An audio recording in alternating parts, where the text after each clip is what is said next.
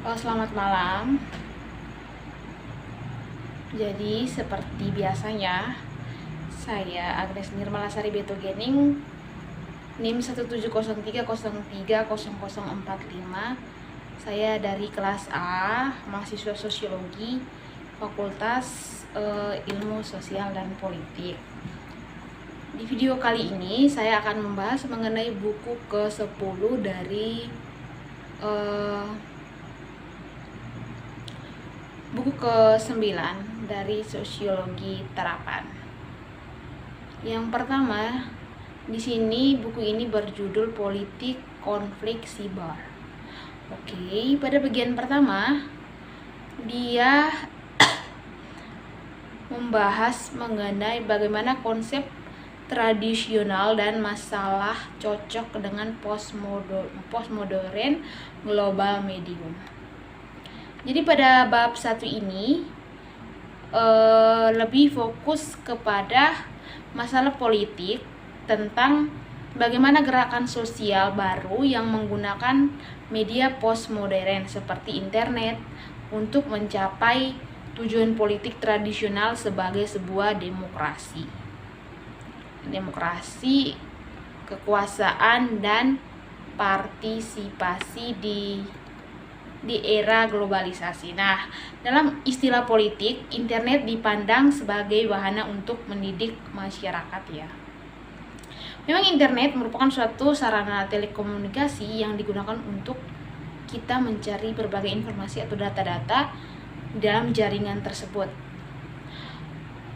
Selain itu, merangsang partisipasi warga, mengukur opini publik, pelonggaran akses warga negara ke pejabat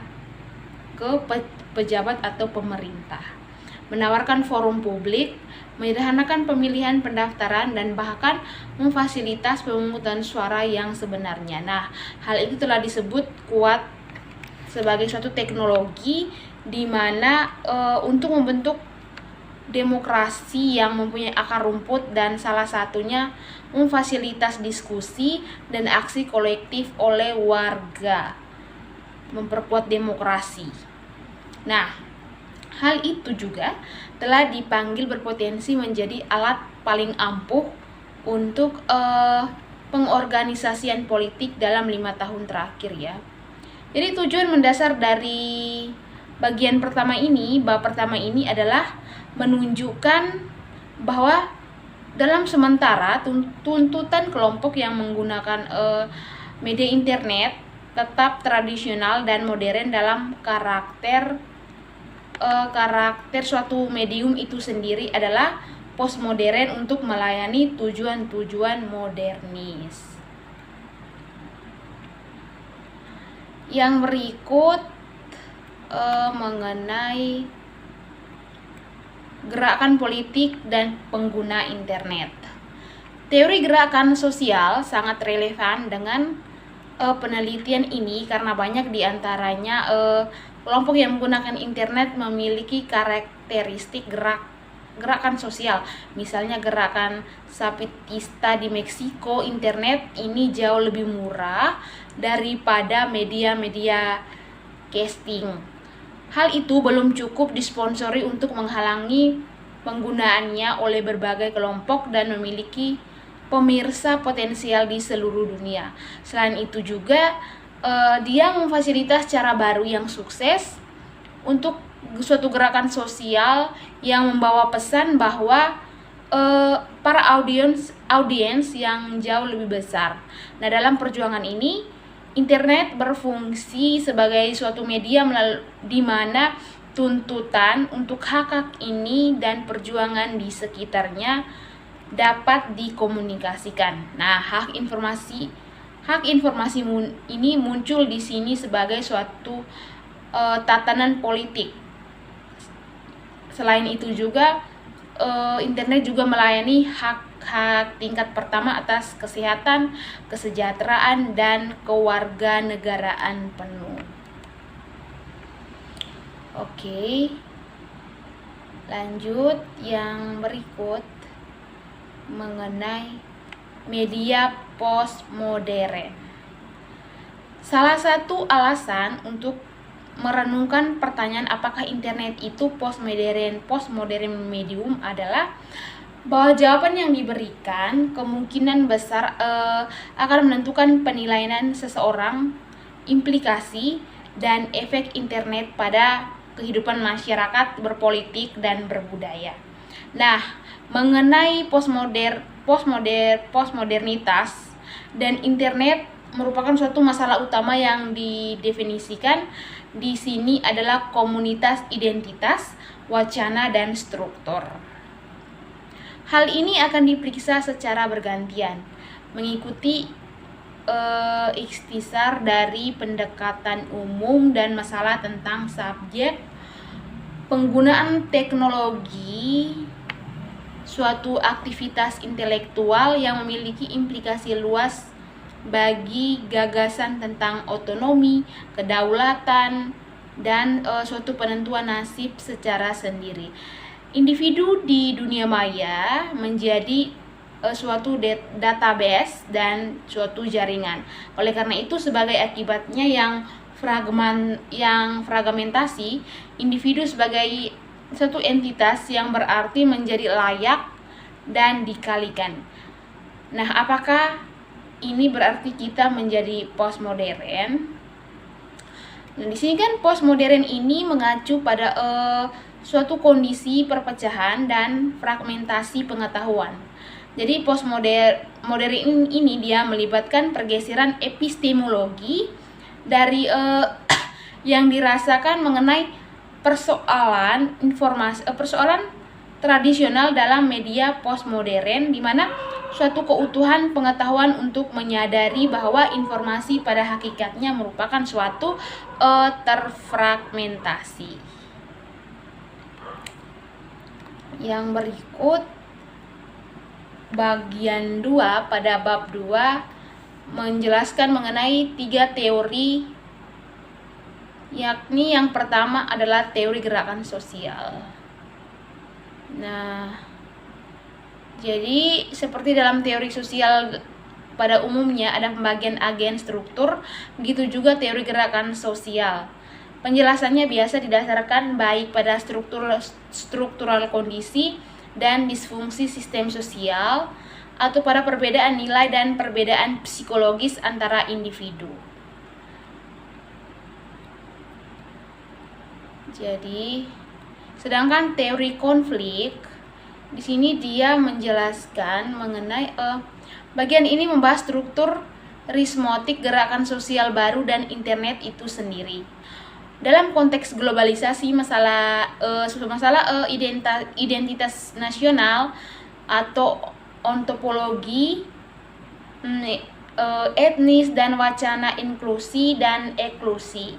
Nah, hal ini merupakan suatu isu terkait dengan konflik dunia maya etno-religius dan berbagai cara pihak lawan berkembang dan tampil. Hal ini diikuti dengan pemeriksaan struktur konflik yang melibatkan gerakan sosial baru seperti anti perang dan gerakan anti kapitalis. Nah, gerakan-gerakan ini menonjolkan penekanan pada participation, antisipasi terhadap hierarki, dan fokus yang kurang terletak pada penangkapan dalam negara aparatur dan dalam pembangunan politik yang terbuka secara transisional.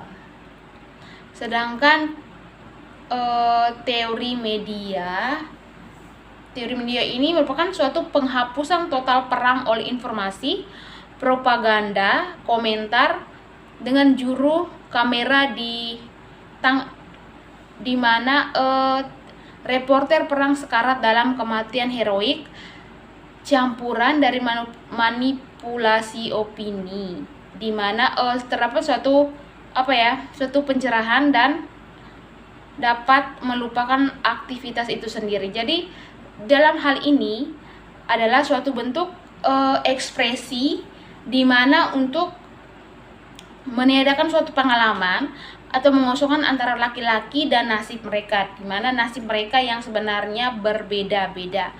Seolah-olah hal ini merupakan suatu peristiwa di mana menjadi suatu kebangkitan dan mengeras terjadi dari peristiwa itu sendiri. Oke, lanjut bab 3 mengenai lingkungan konflik siber.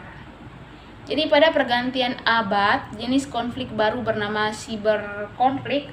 Dia ini menjelaskan konflik dalam lingkungan yang dimensi komputer. Jadi dia menjelaskan masalah-masalah mengenai komputer, internet yang terkait hal-hal tersebut ya. Jadi di sini telah muncul dan menjadi lazim. Jadi tesis ini mencoba memperkenalkan suatu istilah dan tema kunci dan berpendapat bahwa dua jenis konflik terjadi. Satu di antara kelompok etnis atau agama bertempur di dunia maya seperti yang mereka lakukan di kehidupan nyata. Jadi di dalam dunia maya tersebut, jaringan atau internet tersebut, ada beberapa komunitas-komunitas yang saling sudah bekerja sama untuk ada suatu bentuk penipuan begitu untuk menyebarkan hoaks-hoaks atau berita-berita yang tidak baik. Contohnya saja beberapa tahun yang lalu terjadi itu ada penistaan agama, ada pembakaran gereja agama Katolik di mana-mana. Jadi pada bab ini mengungkapkan lingkungan konflik dunia maya dengan menganalisis istilah yang terlibat dan dengan perdebatan saat ini dalam perang informasi dan keamanan. Lebih khusus lagi, ini termasuk analisis tentang informasi peperangan, terorisme dunia maya, analisis keamanan internet, dan sosiopolitik konflik siber yang mempunyai suatu implikasi ICOL. Jadi penggunaan politik internet ini telah menciptakan sebuah leksikon baru. Jadi istilah ini merupakan suatu istilah pemijahan seperti cyber war dan net war atau istilah cyber konflik. File referensi umum untuk membentuk suatu politik tertentu di internet sekarang sudah bisa digunakan, tetapi belum cukup untuk diklarifikasi.